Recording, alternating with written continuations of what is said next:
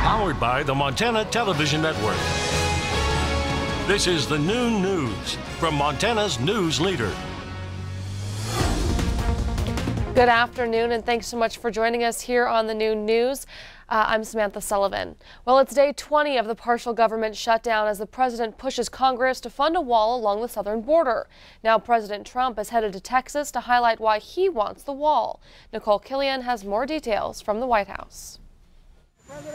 President Trump is headed to Texas to visit the U.S.-Mexico border and highlight why he wants to build a wall. If we have the wall, we could have far fewer people working in terms of border security and doing an even better job. The president says he wants Congress to approve funds for the wall, but if lawmakers won't, he'll declare a national emergency and use money from the military to build it. I haven't done it yet. I may do it. If this doesn't work out, probably I will do it. I would almost say definitely. A deal with Congress doesn't appear likely anytime soon. The president wants $5.7 billion for the wall. Democrats say they won't support it. There's a better way, a more effective way to protect, to secure our borders. And that is what the debate should be about. Some GOP senators say they want to see government reopened first and then deal with border security. There is a group of like-minded senators that are gathering to see if we can't offer up some helpful suggestions. The House continues to vote on separate bills to reopen closed government agencies one by one. Nicole Killian, CBS News, the White House. While just about 25% of government employees are directly impacted by the shutdown, Montana is apparently feeling one of the biggest burdens. The Washington Post reports Montana is the fourth most affected area in the nation. Washington, D.C. easily takes the top spot, but then Alaska, Maryland, and Montana all round out the areas with the highest impact per capita. In Montana, there are about 14,000 federal employees, and the total number of affected employees is about half of that at 7,200. The top three areas feeling the brunt are agriculture, the Department of the Interior, and Health and Human Services. And here in Montana, the president of the state Senate, Scott Sales, says he'd like Montana to give the president and the border wall some support in the form of $8 million of state money. Sales plans to ask the legislature to approve a resolution to support the wall, but he also wants to put some of Montana's taxpayer money where its mouth is. The Republican from Bozeman says he'll also sponsor a bill to spend the money as Montana's share of building the $5 billion wall. Sales says the $8 million figure is a fraction of $5 billion, equal to Montana's percentage of the national economy. In the legislature a long time. I haven't typically supported a lot of additional government spending, but I think this is of such a critical issue at a critical time. I think it behooves us to take a look at maybe prompting Congress to do what they should do. I've supported this concept. I think a lot of Americans voted for President Trump and Montanans on this one concept alone. But Democratic House Leader Casey Schreiner of Great Falls told MTN News Wednesday the bills are just political grandstanding and that Democrats in Helena are working on problems facing the state. I would love to send a message to the people of Montana as they see their property taxes increase and taxes along the way that we are going to focus on finding ways to reduce those costs than burdens on them than sending money out of state to corporations to build a wall that, again, is not a Montana solution. Republicans control majorities in the Montana House and Senate, but any spending bill on border wall funding must also get the signature of Democratic Governor Steve Bullock. Well, days after Montana Secretary of State Corey Stapleton announced he's running for governor, an ethics complaint is filed against him. The complaint was filed on January 7th to the Montana Commissioner of Political Practices by the Montana Democratic Party. It says Secretary Stapleton, who is a Republican, violated state law by using his official position with the state of Montana to announce his candidacy. Montana Democrats say on January 2nd, Stapleton sent out an official announcement from a state email account and used a letterhead containing the official seal of Montana. We've reached out to Stapleton's office for comment. In other news, parents at Washington Elementary in Billings are asking for answers after a third-grade student brought a handgun to school. Superintendent Greg Upham telling us the incident happened late in the school day on Tuesday and was brought to their attention by a concerned student who told their teacher. But parents are upset that they didn't find out about the incident until many hours after the fact.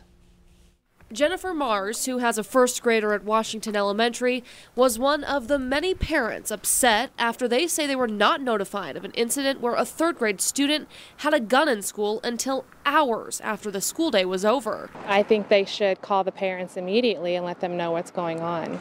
I would have liked to have had a phone call. Mars said that she never actually got a call and that they had no information until her husband received a robo-message around 10 o'clock last night. That a student had brought a gun to school and that they were on lockdown for part of the day.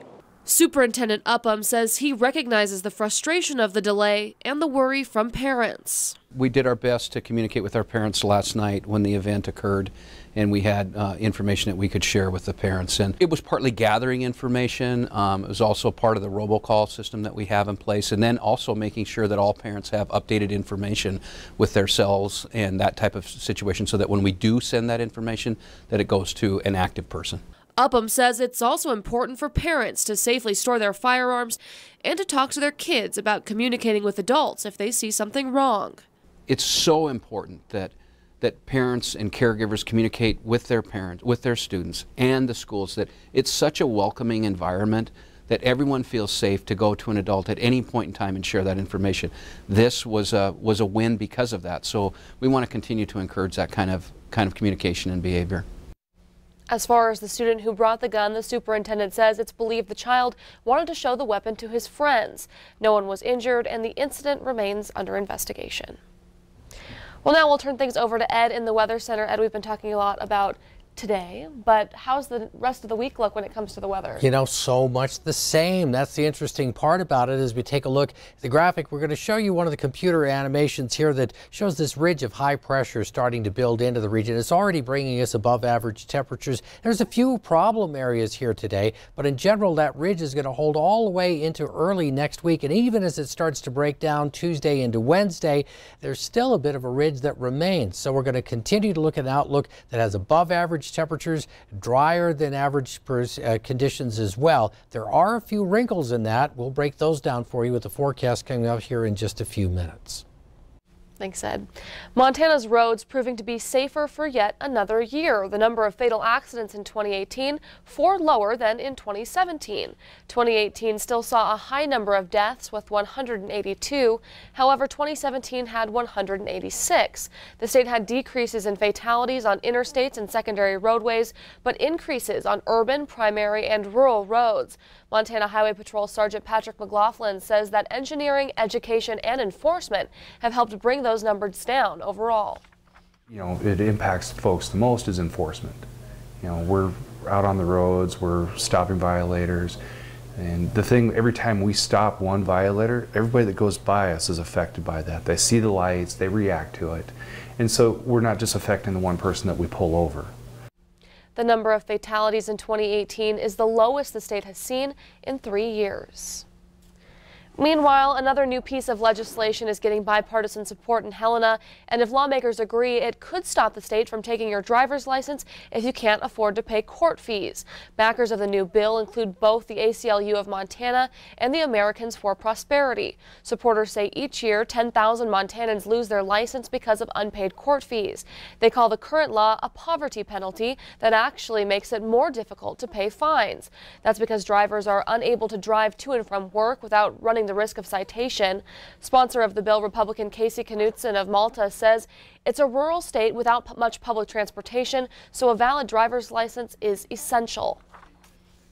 Government does not need to be making it any more difficult for people who want to be able to work to get to work, and we certainly shouldn't be using these ever-increasing fines and fees to fund our government. For drivers whose licenses have already been suspended due to unpaid fees, the bill would also create a way for them to get their license back. Well, thanks so much for joining us here on the Noon News this Thursday. Coming up, another prominent Democrat considering a presidential run. Details on that when we come back. But first, Ed joins us with a look at the statewide forecast as we inch closer and closer to the weekend. We'll be right back.